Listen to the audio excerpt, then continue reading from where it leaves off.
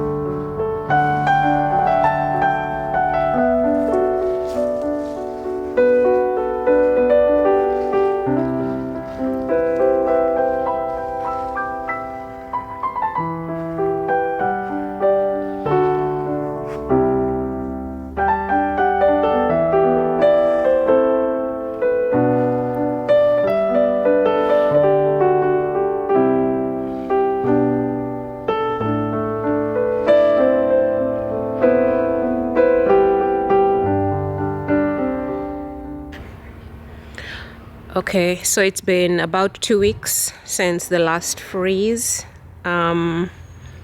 We had one weekend where the temperatures were in the teens, and it was very cold, very windy. A lot of things dried up.